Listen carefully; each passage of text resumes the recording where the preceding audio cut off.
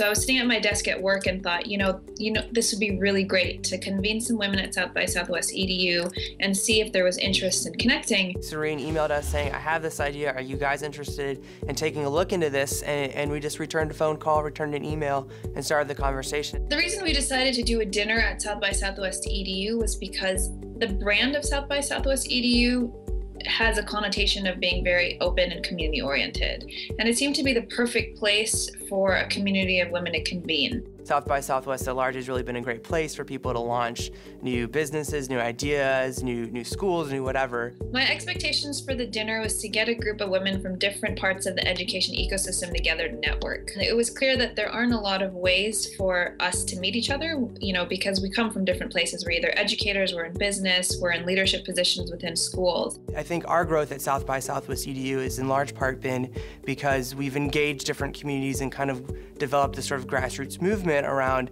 learning and innovation. The response to the dinner was overwhelming. I actually didn't see it coming at all. I thought maybe we would be about 20 people, and I had no idea that I'd be sold out at 100 with interest by a lot more. People were emailing me and messaging me and saying, hey, I really want to do this.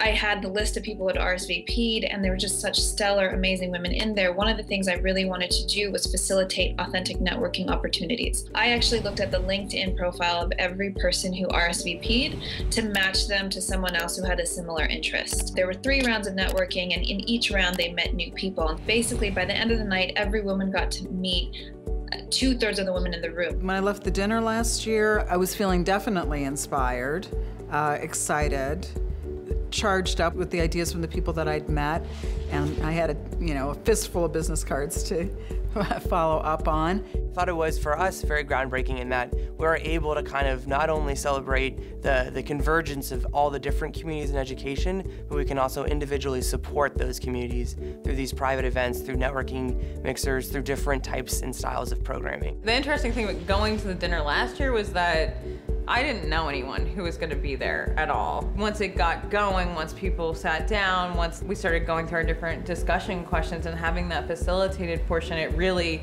just, people lit up. People stayed for hours last year, and it was incredible. The feedback after the event was actually pretty immediate. So as soon as the dinner happened, a bunch of people came towards me and said, I really want to start my own chapter. And one of the people was actually Margaret, who is now the co-founder of EdTech Women. Before I was heading out, I pulled her aside and I was like, hey, this is amazing. This is going to be something. And I'm really excited to help. I will do whatever you need to help make this something.